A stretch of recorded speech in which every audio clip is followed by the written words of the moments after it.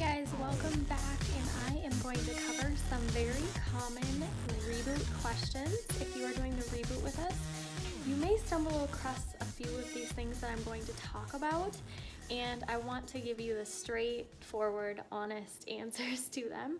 So one of the big questions is, what can I drink? What can I eat?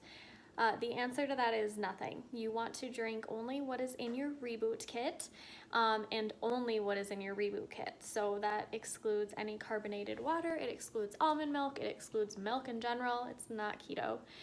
For the next 60 hours, you are going to stick to your Reboot kit and only what's in your Reboot kit, just add water. The other question we get a lot is medications. Should I stop taking my medications for the next 60 hours? The answer is no. You should continue taking your medications, and any other questions you have regarding that should be directed to your primary physician.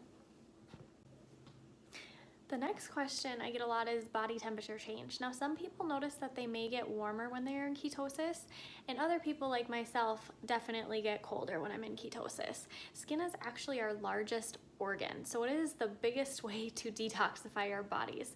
Whether you're warm or whether you're cold, it is 100% normal to go back and forth during the keto reboot because you are detoxing your body.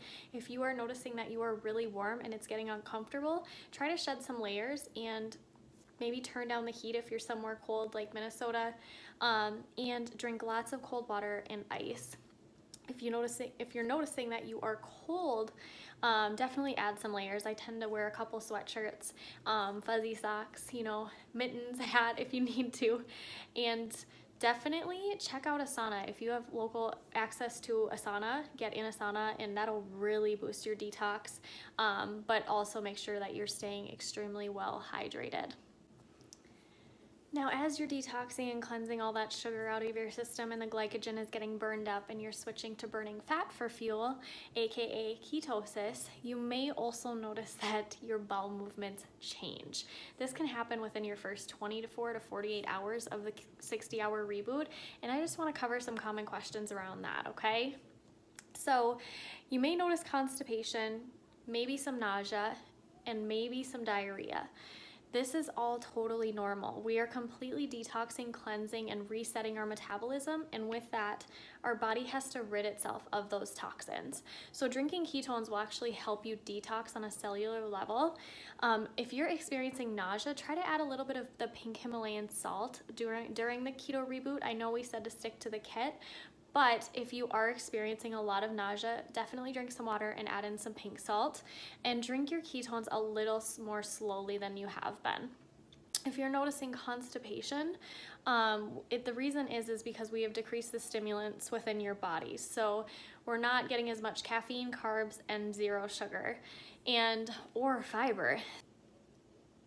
So basically, there's a lot less stimulants in your body, which can lead to less restroom visits. On the other side of that, if you're experiencing some diarrhea, it's actually a very good response.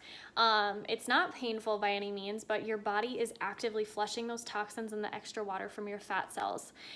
Maybe if it's becoming uncomfortable, reduce your ketones, drink them a little bit slower, and stay well hydrated. All of these things are to be expected, but if it does get uncomfortable, like I said, just slow down on the ketones a little bit and drink a little bit more water.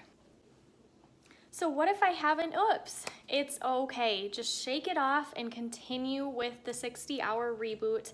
Don't let it ruin the reboot. You can continue following the optimization manual and continue drinking your ketones.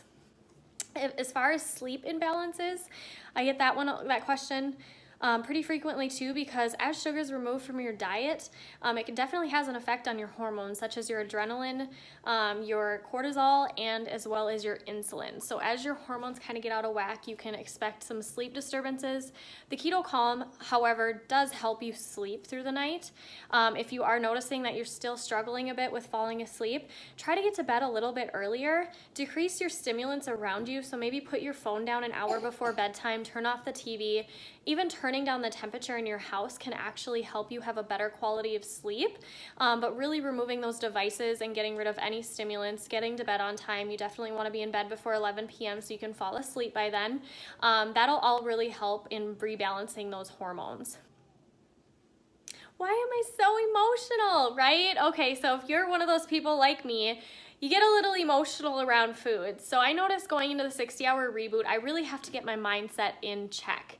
And my emotions are kind of up and down through the reboot because food is an emotional, it's a comfort thing, it's a celebration thing, it's also a coping mechanism for a lot of people. And when we remove that from somebody's life for the next 60 hours, it can really lead to some roller coasters in your emotions, which is 110% normal. As we remove sugar from your body, you're gonna go through some major detoxing, which can also lead to mood swings. So an important thing to remember is to identify when you are hungry, or whether you might just have an appetite. Now, don't confuse hunger with appetite, because hunger is when your body truly wants food, and appetite is just when we want to eat food.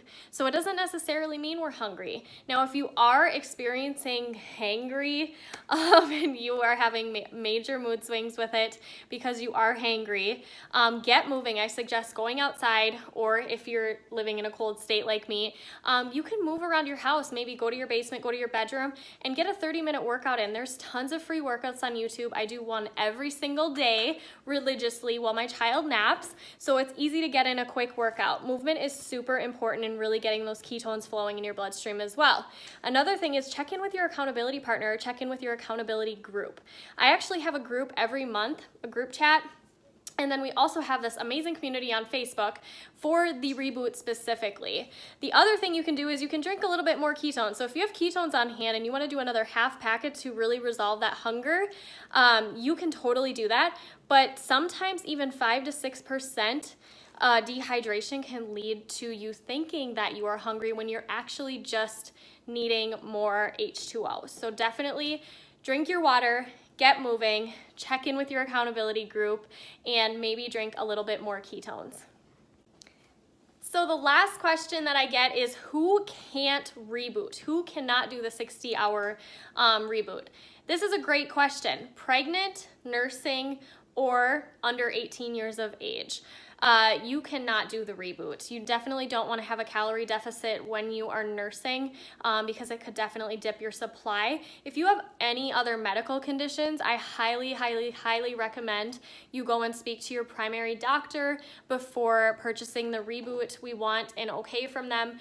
We do see diabetics do the 60-hour reboot, but not without okay from their doctor. So like I said, go check with them if they do okay you to do the 60-hour reboot. Make sure you're consistently checking in with your physician, and you're monitoring your blood sugar and your ketones.